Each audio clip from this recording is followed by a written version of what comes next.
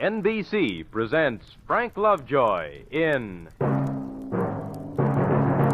Night Beat.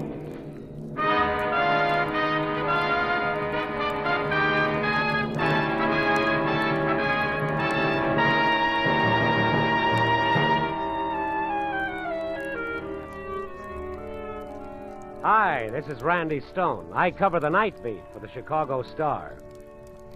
Yep, I cover the night. My beat is about 8 square miles of darkness, and mister, that's a lot of night.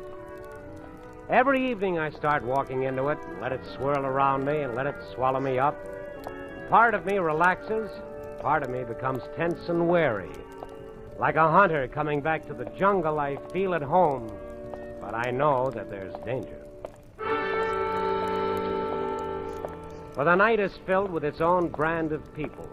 The lonely, lost, screwy, mixed-up people of the night, drifting out of the darkness like fragments of a nightmare. Mister, you look like a decent sort. You don't want a poor, suffering human being to go hungry for one of a dime. Yeah, a disembodied hand stretched out for that ever-loving coin to buy just another whiff of that fine old anesthetic named muscatel. Or a brittle laugh of a painted Tootsie rising out of the night, proving to the world she doesn't care, laughing until the tears come. Or the flurry of footsteps rushing by, a muffled conversation deciding life or death or tonight's movie. An ambulance racing past on its way to General Hospital, its red warning light flashing on and off quickly, like the frenzied pulse beat of the poor devil inside. Randy Stone, Demon Reporter. Hiya, R.S. How's the old Crusader? Night is for the phony, too, like this character coming toward me while I was grabbing a bite in the little restaurant next to the radio and TV studios. The actor, on stage 24 hours a day. You mind if I sit down next to you, baby? Well, what do you say? How's the kid, huh? Oh, the kid's fine. Teething like mad. Nothing serious. Barrel of laughs, this character. Real sense of humor.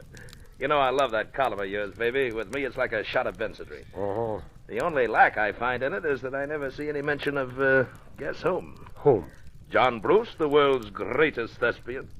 Also available for wakes, weddings, and beer busts. You couldn't see your way clear to letting go of my sleeve so I can finish my coffee. How do you like this, citizen? He can insult you till you curl up and die, and you still love him. Look, I know the minute I'm out of your sight, you're going to forget me, so I'm going to give you this little postcard to hang on to.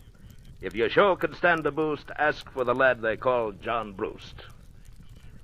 Well, it rhymes, anyway. Yeah, I gotta be going now. Remember, baby, I don't mind what you say as long as you say something, huh? Yeah. That's Bruce spelled with a B. I know it's spelled with a B.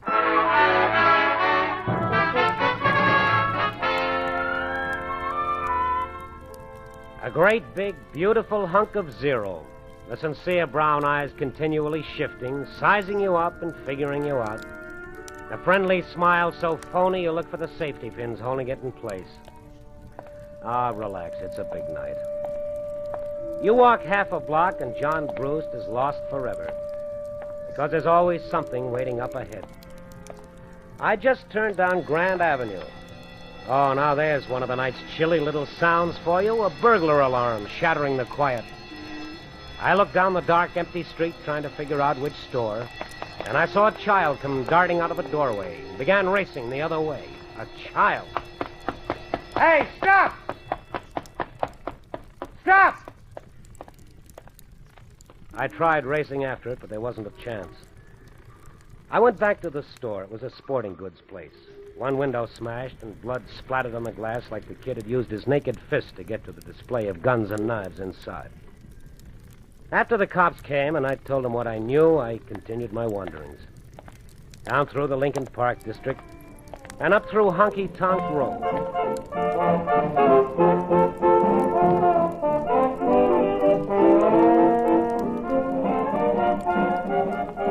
The wild neon signs making the night bleed red and green and purple.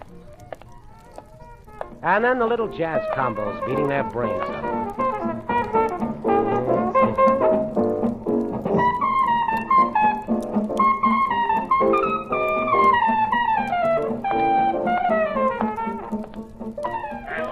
And the barkers, their gold teeth flashing as they bang their canes against the sidewalk and shout about the 12 dancing girls waiting just for you. And the old gent hawking popcorn and hot tamales in a little child's wagon. And George, the 35-inch dwarf who sold newspapers at Clark and Knight. Evening, Georgie. How's it going? Fine and dandy. Better than good. Always A1 for little Georgie. Give me the Sun-Times. Always good to see what the competition's up to. There you are. Paper, read all about it. Get your paper. Oh, it's a lovely headline. Paper. One of those Read silly all jerks about is going to it. wake up. Get your evening paper. Hey, George. Huh? Maybe the way things are in the world, this is a good idea, but since when have they started printing the paper in blood? Huh? What are you talking about? Look for yourself, smeared all over. That's the way I got it. Here, I'll give you another. Thank you. Now, let go of my hand. It's soaking through the bandage, George. I cut myself in a can opener. Oh, I hope you went to a doctor. Doctor? You've got to get all the glass I out. got all it. I told you it was a can opener. All I saw in that window was guns and knives. I thought it was a kid. Okay. So you got yourself a story. Get on the phone. Call the cops. What are you waiting for? Waiting for you to start telling me why a sweet guy is acting like such a dope. What is it, Georgie? Almost 1 o'clock, a little more than an hour, and she'll be here. Go on. Call the cops. Call the cops. You'll be doing me a favor. If you don't, I'll kill him. I swear I'll kill him. She'll show up in an hour and you'll kill him. Kid, you lost me. All right, Mr. Stone. You're a good guy. You're entitled to a laugh. Come on. Follow me.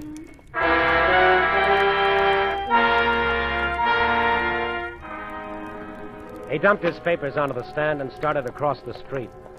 35 inches of desperate humanity.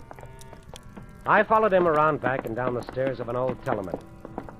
He stopped at the basement door to fish out a key. I followed him inside a dark, dank hole, and he flicked a switch. Fluorescent lights hissed on, throwing a cold white glow over walls draped in black velvet. There were dark booths and a small bar. It was empty, deathly quiet. I knew the establishment, an after-hours joint. When all the legitimate bars close, those who still sought refuge from the night come to places like this. George headed straight for the only bit of brightness in the room, a gleaming aluminum jukebox in the corner. In the center of the jukebox was a neon mouth, and within the mouth, a microphone. Other neons spelled out the message, "Ask your tune." It operated like your telephone. Somewhere a girl sat at a switchboard connected to 50 such jukeboxes and taverns all over the city. George stood glaring at his tiny reflection in the jukebox shiny chrome. I hate it. I'd like to smash it to pieces. What, the jukebox? The owner of this joint, he gave me a key so I could come in and get warm on cold nights. Yeah? Only you can see for yourself when you're alone. This place can give you the creeps. I thought maybe a tune would cheer me up, so I started horsing around with this jukebox, feeding it my loose nickels, like this.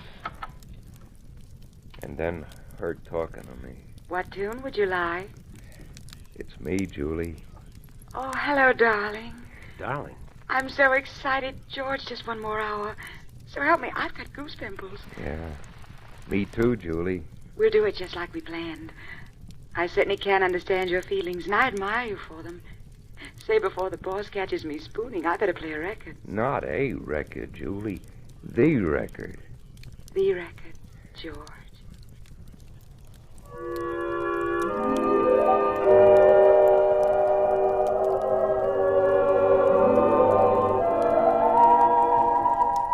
Okay, you can start laughing anytime you want, Mr. Stone.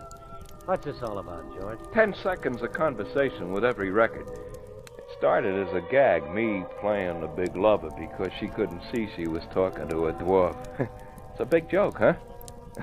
On me. Because talking to her every night, I don't know. Something started happening to me inside. Happening to both of us because she felt it too. She really did, Mr. Stone. I mean, an understanding. I don't know the word. But she felt it too. And then he had to ruin it, destroy it.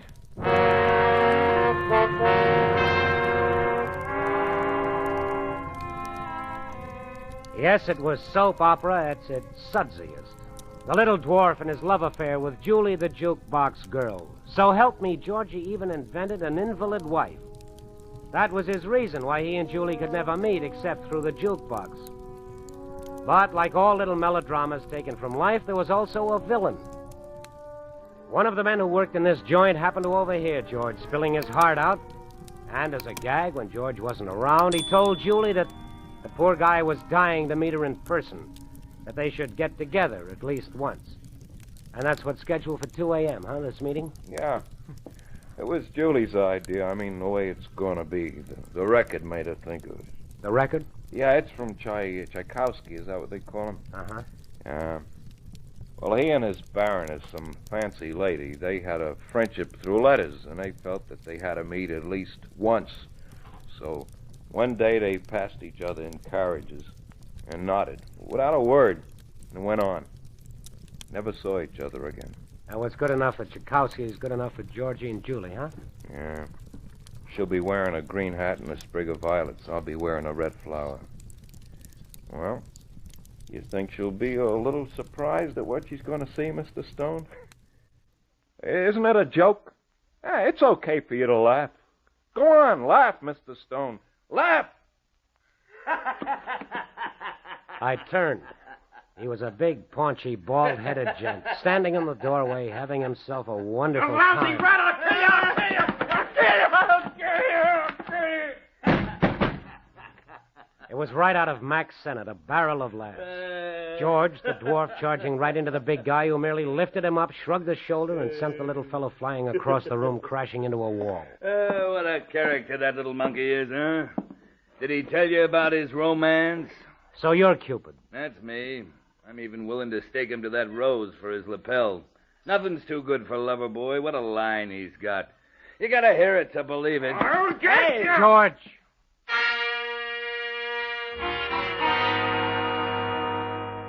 The knife in George's hand would have looked much better back in that sporting goods window. He moved out of the shadows. He moved toward the big guy. A trickle of blood ran down George's mouth, but he didn't know anything about that. Put that knife away or I'll shove it down your throat. But George kept coming. The smile on the big man's face took a leave of absence. Hey, come on now, George. What's the matter? Can't you take a joke? A bead of sweat started zigzagging down his face, mixing with the talcum powder. His lips continued to work, but now no words came out. Because this thing coming towards him, this wasn't a comical little dwarf. This was death.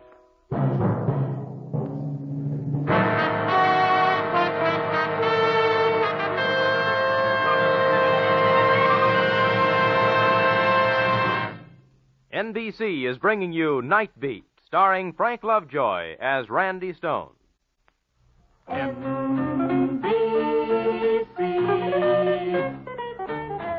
Enjoy the very best in radio. Be sure that you dial and write.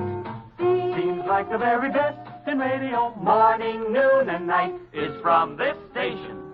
Morning, noon, and night. And now back to Night Beat and Randy Stone.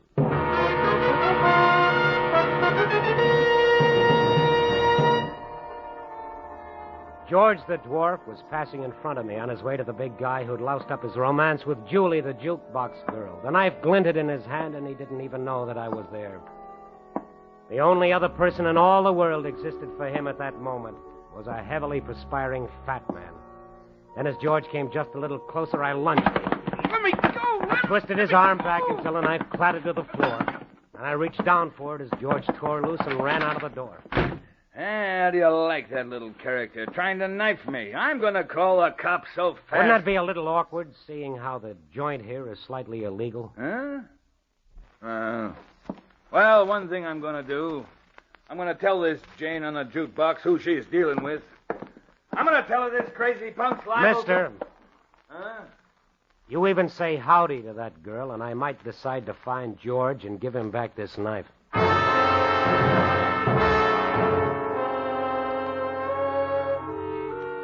I found George all right, slumped against his newsstand, all through wanting to kill anybody.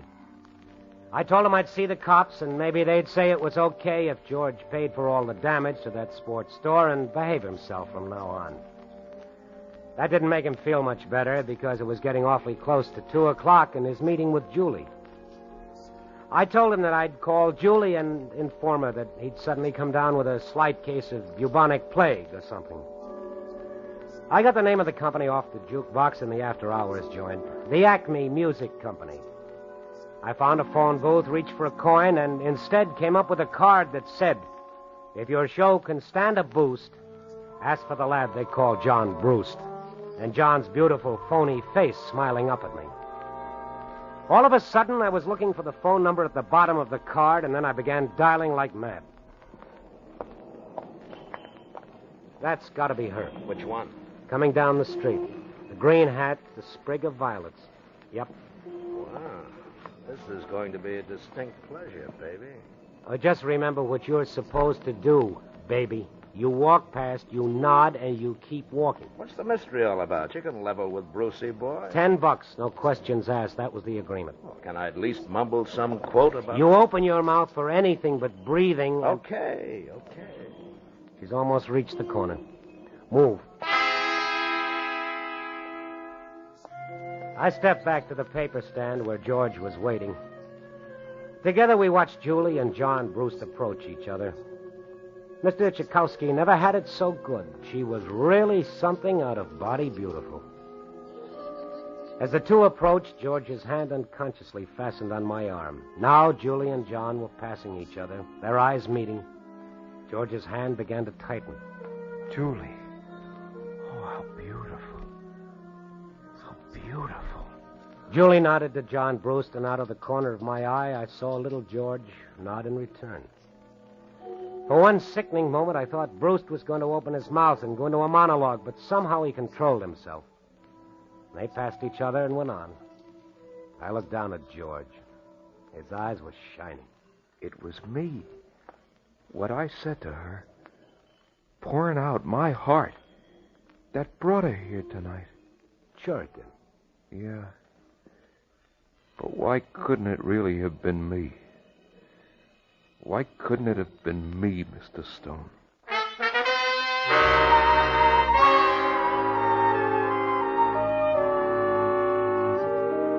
Ask the stars. Maybe they had an answer for you, Georgie. Me, I had work to do. I still had my story to find. Somewhere among the waiters, folding their tuxedos away, yawning as they changed into their street clothes. Somewhere among the jazz musicians, their faces waxen with fatigue, their shirt collars soaked in sweat, but still reaching for that beautiful, pure note. Somewhere in the police wagons, screaming insanely down the street. Somewhere in the yellow lights of the general hospital, the mile of empty warehouses, the strip of greasy piers, a desolate park, in an alley, on a street corner. Somewhere in the night, my story was waiting for me. And now, that was all that mattered. By morning, I'd forgotten all about George and Julie and John Brewst. I'd finished my column, and I'd gone home to snooze. Only my saga of the jukebox wasn't ended. It had only just begun. Yeah. Yeah. Hiya. That wake you up? It's after 10 a.m. Well, what do you know? What do you want, Bruce? I do okay? Oh, you are magnificent. I'll see you around. Oh, wait a minute, Randy. Yeah. The broad. Yeah? Friend of yours? No. Well, then what was that routine? You got old Johnny Boy guessing. Well, good for Johnny Boy. I'll see you around. Randy, look, as long as she's not a friend, like they say, where can I locate this kid? Maybe we'll have a couple of laughs together, huh? No kidding, baby. Where can I find her? Goodbye now.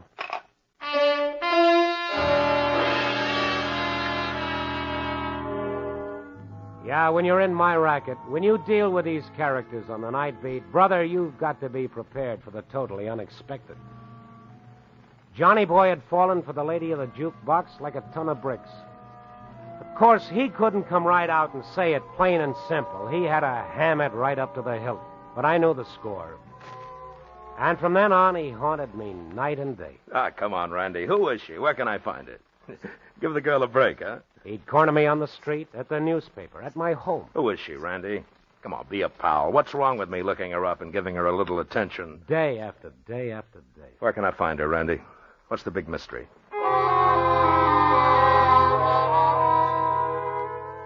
For a while, I even enjoyed it. He was sweating, and on him it looked good. But I guess this morning I just wasn't in the mood. I'd come down to the office around 5 a.m. And any newspaper office that time of day is a pretty sad affair.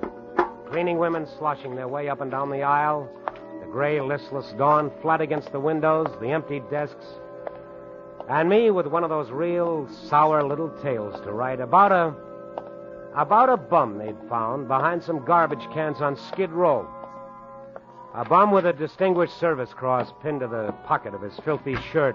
One of those gallant young gods that we swore we'd never forget. Yeah, I was feeling Jim Dandy as I sat down to my typewriter, and I whipped a hunk of paper into the roller. And then I saw John Bruce standing in the shadows across the room from me. Hello, Randy. Look, friend, I'm not in the mood this morning. I've got work to do. Randy, you've got to listen to me. They found him a little after midnight behind a wine shop. Randy, you've got to tell me where I can find him. Just another bum sleeping it off. Randy, listen to me. You got to tell me where... Look, Buster, I'm telling you nothing. You understand that? One dame is going to escape the famed John Bruce charm. It's a very small tragedy. Now, clear out of here. If you'll only listen to me, please. I'm slightly bored with listening to you, Mr. Bruce. I'm even more bored with looking at you, Mr. Bruce. You're so phony it sticks out like measles, Mr. Bruce, from your crisp, curly hair right down to your beautifully polished shoes. If this comes as a great surprise... No great surprise, Randy. Since when can a guy keep that kind of news from himself? Okay, I'm sorry. I'm pretty tired. I don't know what it is. I won't even try to explain it. I can't explain it to myself. It's that success bug. It's dog eat dog. Anything goes as long as you make it. And why do you have to make it? Does it say so in the Constitution? Look. But about her, I'm not putting on any act about her, Randy. I'm a big boy now. Love at first sight. Am I kidding? Listen, Randy. We just exchanged a look, maybe 5 seconds. And until the day I die, I won't be able to forget it. I guess that sounds like some more of Johnny Boy's routine, huh? No. Go on. Go on? What can I tell you? How do you explain it? But in those few seconds, I saw something I've been looking for all my life, Randy. Something genuine. Something real. Something... Well, maybe I saw my own salvation, Randy. Or maybe I was just kidding myself, selling myself a bill of goods. But I got to find out. I got to see her again, talk to her. Maybe the minute she opens her mouth, the dream will come tumbling down like Humpty Dumpty. I don't know. I don't think so. Now, where is she, Randy? The Acme Music Company. Only take your time. She doesn't show up until night.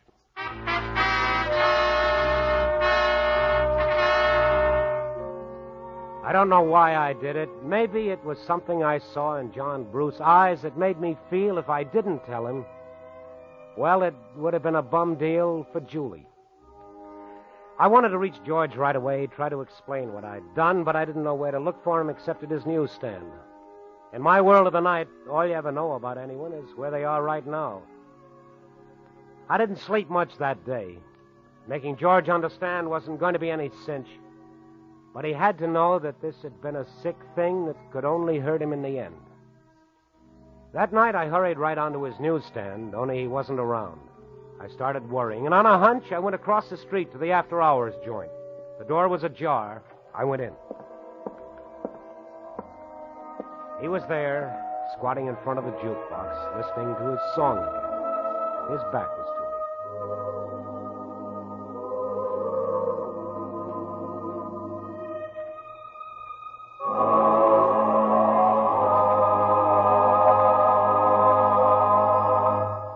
The song ended, and I searched my mind like crazy for the right words. He was fumbling with some coins, and he slipped one of them into the jukebox.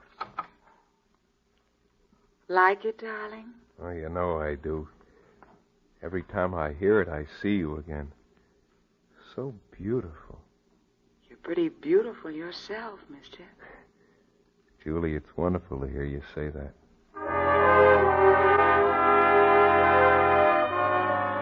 I backed out quick. I didn't get it. Why hadn't she gone with John Bruce? I hopped a cab for the Acme Music Company, a dilapidated office in a loft on Huron Street. Front door was open, so I went on inside. An empty desk with papers scattered all over, but nobody around.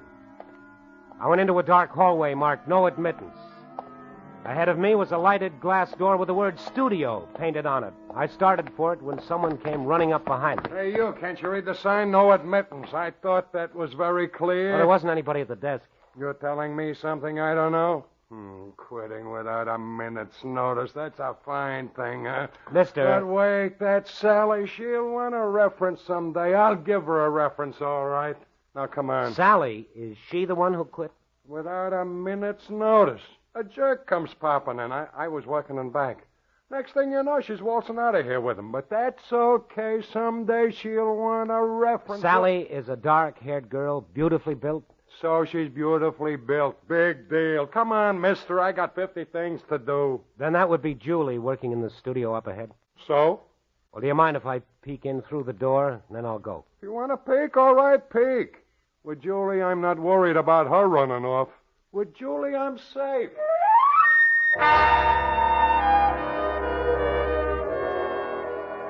Yes, he was safe with Julie. As I looked through the glass door, I thought, sure, it figures. Two can play the same game. The dwarf had his John Bruce, and Julie had her Sally. Julie couldn't have shown up for a meeting with George even if she wanted to, because I very much doubt that Julie could have lifted her 350 pounds out of that chair. Huge, sprawling Julie, working like mad at her switchboard with its flashing lights from jukeboxes all over the city. And then while I watched as she answered one call, something happened. Her eyes lit up in a strange and wonderful way. And then she flicked a switch that played a certain record for a certain jukebox, and her eyes became even more bright. I didn't have to hear the rest of the record. She was playing their song for her guide, George. And all of a sudden, I realized how right George was. Julie was beautiful.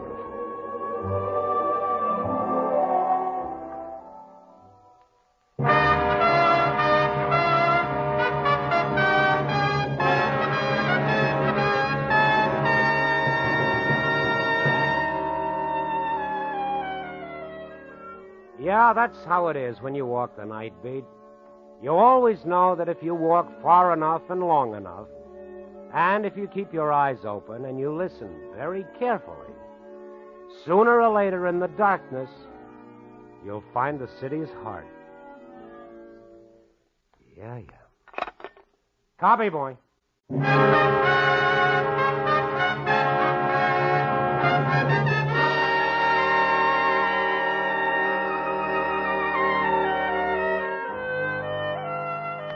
Night Beat, starring Frank Lovejoy, is produced and directed by Warren Lewis. Tonight's story was written by Larry Marcus, with music by Robert Armbruster. The part of John Bruce was played by Bill Conrad.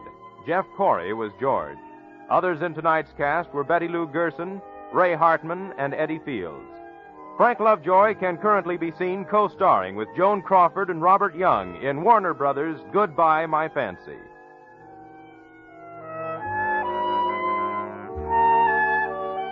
Listen next week at this time and every week as Randy Stone searches through the city for the strange stories waiting for him in the darkness.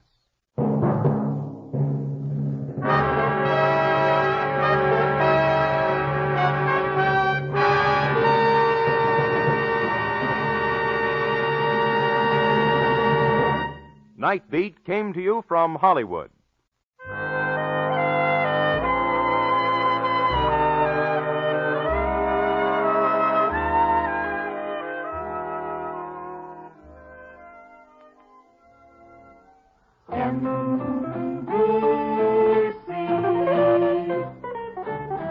Enjoy the very best in radio. Be sure that you dial and write. Seems like the very best in radio. Morning, noon, and night is from this station. Morning, noon, and night, NBC. Join Steve Mitchell on another dangerous assignment tonight on NBC.